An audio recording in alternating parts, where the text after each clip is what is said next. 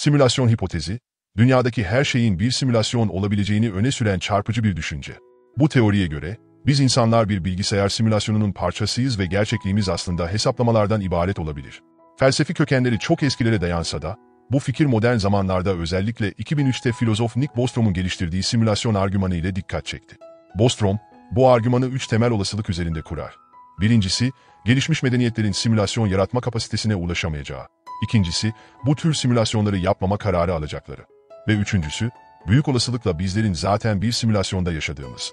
Eğer gelişmiş medeniyetler simülasyon yaratabiliyorsa, o zaman bizim gerçekliğimiz de muhtemelen bir simülasyon olur.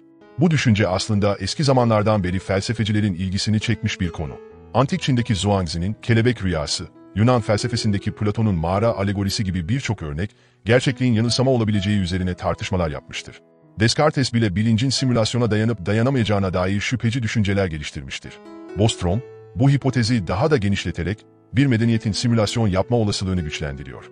Eğer bir medeniyet teknolojik olarak simülasyonlar yaratabilecek kapasiteye ulaşırsa, sayısı simülasyon yapılabilir ve simülasyonlarda yaşayan varlıkların, gerçek biyolojik atalarına oranla çok daha fazla olması muhtemeldir. Sonuç olarak, bizlerin de bir simülasyonda yaşamamız oldukça yüksek bir ihtimal. Ancak, bu teoriyi ispatlamak oldukça zor. Çünkü bir simülasyonda olup olmadığımıza dair doğrudan bir kanıt bulmak neredeyse imkansız. Bostrom, simülasyon hipotezinin metafizik bir hipotez olduğunu ve buna dair kesin bir kanıt sunulamayacağını belirtse de, simülasyon olasılığına dair güçlü bir deneysel gerekçe sunduğunu savunur. Sonuç olarak, bu düşünce bizim varoluşumuzu ve gerçekliği yeniden sorgulamamıza yol açıyor. Bostrom'un önerdiği 3 olasılıktan, simülasyonda yaşama ihtimalinin daha yüksek olduğuna dair argümanları, bu hipotezi hem heyecan verici hem de kafa karıştırıcı bir konu haline getiriyor. Bostrom'un simülasyon argümanı, insanlık tarihinin ilerleyişini ve gerçekliğimizi sorgulayan cesur bir fikirle başlıyor. Bostrom, 3 olasılık öneriyor.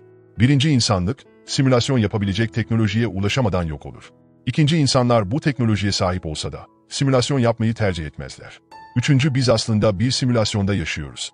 Bu noktada, Bostrom'un dikkat çektiği temel mesele, eğer bir medeniyet simülasyon yapacak kadar gelişirse, gerçekte var olan varlıkların sayısının çok küçük kalacağıdır. Yani, bir simülasyonda yaşamıyorsak, önceki 2 olasılığın gerçekleşmediğinden kesinlikle emin olmamız gerekir. Antropik akıl yürütme ise, bu argümanı güçlendiriyor. Eğer biz simüle edilmiş bilinçli varlıklarsak, bizim gibi varlıkların çoğu simülasyon içinde yaşar. Bu durumda, gerçek dünyada yaşadığımıza inanmak oldukça mantıksız olur. Ancak simülasyon hipotezi, pek çok eleştiriye de tabi tutuluyor. Fiziksel zorluklar kısmında, bazı fizikçiler simülasyonların evreni tutarsızlık yaratmadan modellemesinin imkansız olduğunu savunuyor. Ayrıca bilinç problemi üzerine yapılan tartışmalar da önemli. Bir simülasyon içindeki varlıklar gerçekten bilinçli olabilir mi? Bazı filozoflar bu durumu sorguluyor. Çelişkiler ve sonsuz gerileme eleştirisi, simülasyonların sürekli birbirini doğurabileceği ve bu döngünün sonsuza kadar süreceği yönünde. Ayrıca hesaplamalı argümanlar açısından, bilincin hesaplama temelli olduğu fikri, simülasyonların bilinçli varlıklar yaratabilmesinin teorik olarak mümkün olduğunu öne sürse de, pratikte bu nasıl olur sorusu hala cevaplanmamış bir soru. Sonuçta, bazı filozoflar simülasyon hipotezini kabul etse de, bunun günlük deneyimlerimizi değiştirmediği görüşünde. Yani, simülasyonda olsak bile, deneyimlerimiz yine de gerçek gibi hissedilir. Diğer teoriler ise simülasyonun, çoklu evren teorileriyle çelişebileceğini öne sürer. Felsefi temeller kısmında, simülasyon hipotezinin kökleri eski felsefi düşüncelere dayanır. Zhuangzi'nin kelebek rüyası ve Descartes'in kötü deha kavramı, gerçeği sorgulayan ilk örneklerdir. Eğer biz gerçekten bir simülasyondayız, o zaman bu simülasyonun gerçekliğini nasıl bilebiliriz? Kuantum fiziği açısından ise, evrenin bir tür hesaplama süreci gibi işlediği ve simülasyon teorisinin bu bağlamda mantıklı olabileceği öne sürülür. Ancak, bazı fizikçiler evrenin dijital bir simülasyon olamayacağını savunur. Çünkü evrenin işleyişi sistematik bir yanlışlık olmadıkça, fizik yasaları ile uyumludur. Simülasyon hipotezini test etmek için önerilen yöntemler arasında, evrenin bir ızgara yapısına sahip olup olmadığını incelemek yer alır. Eğer gerçekten bir simülasyondayız, bazı fiziksel etkilerin gözlemlenebilir olması beklenir. Sonuç olarak, simülasyon hipotezi yalnızca bilimsel bir fikir değil, aynı zamanda etik, epistemolojik ve metafiziksel boyutları olan derin bir sorudur. Gerçekliğimizi ve varoluşumuzu sorgulayan bu argüman, hala felsefi ve bilimsel çevrelerde tartışılmaya devam etmektedir. Modern felsefe ve rüya argümanı. Felsefi tartışmalar, simülasyon hipoteziyle rüya argümanı arasında güçlü bir paralellik kuruyor. Bertrand Russell, rüya hipotezinin anlamlı olabileceğini ancak sağduyuya aykırı olduğunu belirtirken, David Chalmers, simülasyonun rüya ile benzerliğine dikkat çekiyor. Her iki durumda da algılarımızın gerçekliği sorgulanıyor. Ancak, birinin simüle edilmiş olması ve diğerinin rüya görmesi arasında, gerçekliğe dair farkındalıkları sorgulama açısından önemli farklılıklar bulunuyor. Simülasyon hipotezi ve popüler kültür. Simülasyon hipotezi, hem felsefi hem de bilimsel anlamda çok önemli bir konu haline gelmiş durumda. Günümüz dijital çağında bu fikir, insanlık olarak gerçekliği nasıl algıladığımızı sorgulamamıza olanak tanıyor. Zhuangzi'nin kelebek rüyasından Descartes'in kötü deha hipotezine kadar uzanan düşünce geleneği, gerçekliği sorgulama adına bir temel oluşturuyor. Ancak bu düşünceler sadece felsefi alanda kalmayıp, popüler kültüre de geniş bir şekilde yansımış durumda. Popüler kültürde simülasyon hipotezi sıkça işlenen bir tema olmuştur ve bu konuya dair birçok film, dizi, oyun ve belgesel üretilmiştir.